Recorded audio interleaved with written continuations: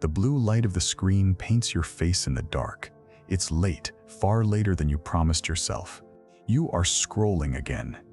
You are not searching for anything in particular. You are just looking, absorbing, a ghost in the machine of other people's lives. And with every flick of your thumb, a hollow feeling grows in the pit of your stomach. A quiet, persistent ache that you have come to know as intimately as your own heartbeat. There it is, an engagement photo bathed in golden hour light. A screenshot of a promotion on LinkedIn showered with digital confetti and praise. A series of pristine images from a beach you can't afford to visit. A body sculpted to an impossible ideal. Each image is a small, polished stone dropped into the quiet pool of your self-worth, and you can feel the ripples of inadequacy spread through you. Your life, in comparison, feels dull, unpainted, and painfully small. Let us be clear, this feeling is not your imagination. This anxiety, this sense of falling behind, this constant, nagging voice that whispers, "You are not enough." It is real. You feel it in the tightening of your chest, in the heat of your face. But here is the first uncomfortable truth I must deliver to you. That feeling is not a personal failure. It is not a sign of your weakness or your lack of gratitude. That feeling is a symptom. It is a warning sign. It is the fever your soul develops when it has been infected by a sickness. Your pain is not the problem. Your pain is the alarm bell telling you that a fundamental part of your world is a lie. You are not broken. You are reacting appropriately to a broken system. You are a canary in a coal mine, and the air has become toxic. From a young age, you were sold a comforting, motivating lie. The lie sounds like this: keeping up with your peers is a healthy form of motivation. You were told that seeing what others achieve will inspire you to achieve more. That competition is the engine of progress. That measuring yourself against the best is how you become your best. It is the gospel of the modern world, preached in classrooms, boardrooms, and now in every pixel of your social feed. That is the lie, and its function is not to motivate you. Its function is to enslave you. This constant comparison is not a healthy stimulant. It is a carefully administered poison designed to keep you permanently dissatisfied, insecure, and running on a treadmill of someone else's design. It is a prison for your mind, all the more effective because you have been convinced it is a playground. Think of the great paradox of our time.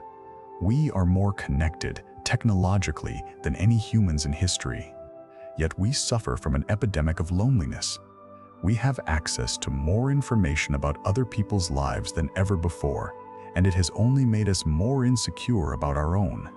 This is not a coincidence. This is a programmed outcome. The system is functioning exactly as intended. So I ask you to consider a terrifying possibility. What if the desperate race you are running every single day has no finish line? What if the prize you seek is a mirage? And most importantly, what if the desires that fuel your exhaustion, the very wants that define your ambition, were never yours to begin with? To understand the mechanics of this grand deception, we must turn to a prophet, not a mystic from the ancient desert, but a quiet intellectual of the 20th century who saw the blueprint of our modern prison before it was even built. He was a man who decoded the software of human desire. His name was René Girard. Girard was not a self-help guru. He was a literary critic and a historian of the human soul. He spent his life studying the great myths, tragedies, and novels of history, and in them, he discovered a hidden pattern, a secret engine that drives almost all human behavior, conflict, and anxiety. He gave it a name, and this name is the key to your cage. Girard's discovery was this: You do not desire things spontaneously or authentically. Your desires are not born from a vacuum within your own soul. You learn what to want by watching and copying other people. You desire what other people desire. He called this phenomenon mimetic desire. Mimesis, the Greek word for imitation. You are an imitator of desire. This is a profoundly uncomfortable truth. You believe your life's ambitions are your own. You think you chose your career path, your dream house, your ideal partner. Girard warns you to look closer. You almost certainly want these things because someone else, a person you admire or envy, a model, showed you that they were desirable. Their desire became your desire. You have mistaken imitation for identity. Now, can you see the danger? Can you see what happens when you create a technology like social media? It is not a platform for connection. It is the most powerful and efficient mimetic engine ever conceived in human history. It is a global coliseum where billions of people are relentlessly, constantly showing billions of other people what to want. That trip to Bali you suddenly feel you need, you didn't desire Bali. You saw a model, an influencer, a friend, presenting a state of being, blissful, free, admired. You began to desire not the place, but the desire of the model. You are not chasing a vacation, you are chasing a reflection. You are imitating a desire that was packaged and sold to you in a single, perfect photograph. That sudden anxiety about your career? It appeared the moment your old college rival announced their new job at a prestigious company. Yesterday, you were content. Today, you feel like a failure. The company was not on your radar. But their desire and the admiration they received for it has now infected your own.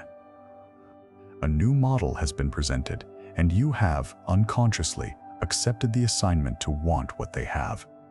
So let us kill the lie once and for all. Keeping up with your peers is not healthy motivation. It is mimetic slavery. You are not running your own race toward a goal of your own choosing.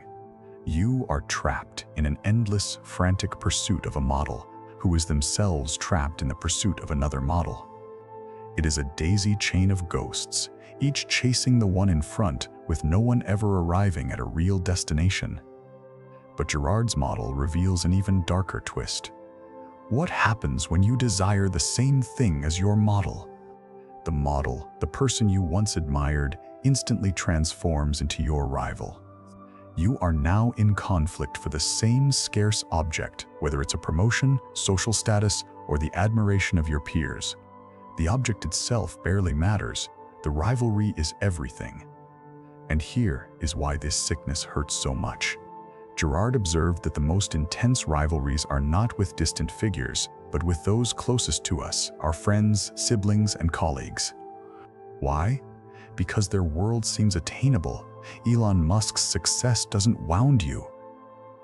But when your best friend gets the very thing you were taught to want, their success feels like your personal, intimate failure. The model has become the obstacle. Do you see it now? This is not a glitch in your social media feed. This is the system functioning perfectly. This is the feature, not the bug. A population trapped in cycles of mimetic rivalry is a population that is magnificently easy to control. They are too consumed with their petty, horizontal conflicts to ever look up and question the vertical structures of power that orchestrate the entire spectacle. You have been placed on a wheel of manufactured want. You chase the reflection of someone else's life, and in doing so, you generate the very data. Clicks and engagement that power the platforms that host your misery. The more insecure you feel, the more you scroll. The more you scroll, the more profitable you are.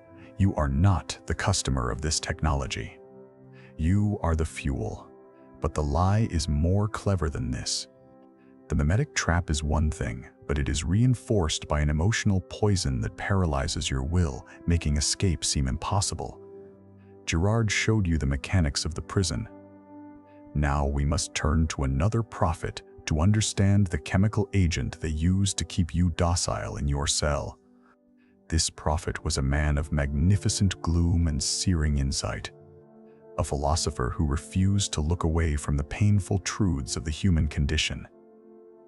His name was Arthur Schopenhauer, and he looked directly at the feeling that the mimetic engine produces in you, and he called it by its raw, ugly name. That feeling, Schopenhauer said, is envy, and he described it as the most joyless and shameful of all the passions. When you are envious, you are not simply unhappy about what you lack, you are filled with a bitter hostility toward the person who possesses it. Your happiness is no longer your own. It is the inverse of someone else's. This, Schopenhauer warned, is poison for the soul. Let us connect the insights of these two great thinkers. Girard gives you the diagnosis of the disease. You are sick with mimetic desire. Schopenhauer describes the primary symptom you feel every day, the burning, bitter poison of envy. The social media feed is a mimetic machine that runs on the fuel of your imitative desire, and its primary exhaust fume is envy. The system needs you to feel this envy. It actively cultivates it. Why?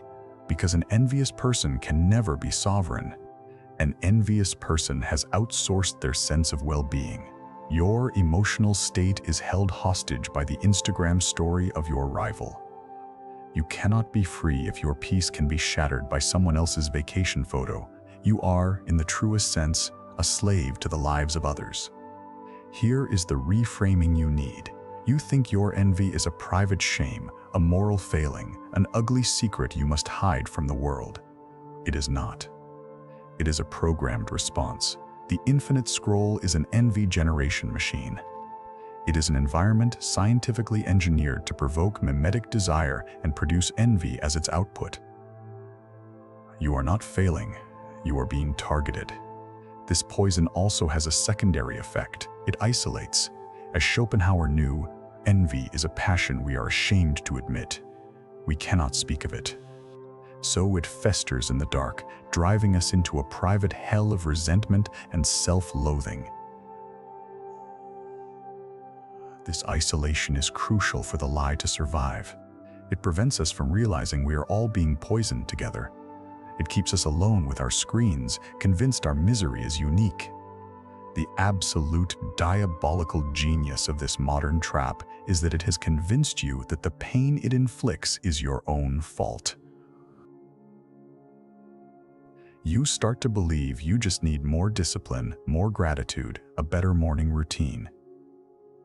You are blaming yourself for the predictable psychological effects of a weaponized social environment.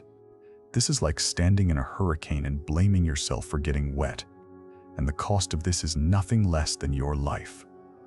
Every ounce of energy you spend on mimetic rivalry, every moment consumed by envy, is a moment stolen from your one precious existence. It is energy you are not using to create, to love, to learn, to discover what you authentically value. You are a ghost, haunting the curated mansions of other people's digital lives, while your own house falls into ruin. So you see the prison. You understand the poison. You feel the weight of the chains. The question now becomes a scream in the soul. How do you get out? How do you escape this hall of mirrors and find your way back to solid ground? How do you purge the sickness and reclaim your life? The answer is not a simple life hack. It is not a 7-day digital detox or a new productivity app. The escape is not a tactic, it is a revolution. It begins with a declaration of sovereignty, a conscious and total refusal to play the rigged game any longer. It is the moment you look at the scoreboard the world wants you to see, and you turn your back on it. You must abandon the outer scorecard. The outer scorecard is the world's measure of success. The likes, the promotions, the job titles, the square footage of your house, the applause of the crowd. It is external, fickle, and entirely outside of your control. Living by it makes you a puppet dancing to the whims of others. In its place, you must build, cultivate, and cherish an inner scorecard. The inner scorecard is your own set of values, your own principles, your own definition of a life well lived. It is forged in solitude and integrity. It is known only to you, and it is judged only by you. It is the constitution of your sovereign self. The outer scorecard screams one question: what will they think of me? The inner scorecard asks a different, more powerful set of questions. Did I act with courage today? Was I honest? Did I learn something new? Was I a good friend? Am I proud of the person I was when no one was watching? This is the only audit that matters. When you live by the inner scorecard, the mimetic engine sputters and dies. It can no longer grip you. Your friend's promotion is wonderful for them. It has no bearing on your inner scorecard. The influencer's perfect life is their business. You are busy with your own. Their success is not a threat because you are no longer in their race. You are on your own path, playing your own game, a game you can actually win. But to build this inner scorecard, you need silence. You need space. This requires the second tool of liberation, the art of muting. This is not about the literal button on your device, though that is a start. It is a philosophy of ruthless curation. It is the deliberate and strategic defense of your attention and your inner peace. You must, without apology, mute the feeds, the people, and the content that trigger the mimetic envious disease within you. This is not an act of weakness or ignorance. It is an act of supreme self-preservation. It is you, as the sovereign of your own mind, deciding who and what gets a visa to enter your sacred territory. You are building a fortress for your focus. The art of muting is not about sticking your head in the sand. It is about choosing signal over noise. It is about starving the part of your brain that thrives on comparison and feeding the part that thrives on creation. You mute the empty chatter of the crowd so you can finally hear the quiet whisper of your own intuition, your own soul. These two concepts are your escape route. The inner scorecard is your compass, always pointing toward your own true north. The art of muting is your machete, used to cut away the tangled vines of mimetic noise that block your path. One gives you direction, the other gives you the clarity to follow it. Together, they are the tools of your freedom. Imagine you are a sculptor. For years, you have allowed the noise of the crowd to direct your hand. "More of this," shouts one. "Less of that," screams another. The result is a mangled, incoherent statue, pleasing no one, least of all you. Liberation is the moment you drop your tools, turn your back on the crowd, lock the door to your studio, and begin to carve the form that only you can see. The knowledge is now yours. You have seen the blueprint of the prison. You have been shown the antidote to the poison. You hold the key in your hand. But this is where the prophet's work ends and yours begins. No one can walk out of this cell for you. The choice to stand up and turn the key rests with you and you alone. Be warned, the system will not help you. The system benefits from your trance. The algorithms are designed to pull you back in. The entire economy of attention is predicated on your continued mimetic slavery. The world will not celebrate your awakening. It will offer you 1,000 new glittering distractions, 1,000 new models to desire, 1,000 new cages painted in the beautiful colors of progress and connection. This path to inner sovereignty is not easy. It will be lonely at first. When you stop playing the game of rivalry, your former rivals will be confused. They may call you aloof or unambitious or strange. Your withdrawal will be a silent judgment on the game they are still frantically playing. You must be willing to endure this misunderstanding. It is the price of your freedom. The choice before you is the most fundamental choice a human can make.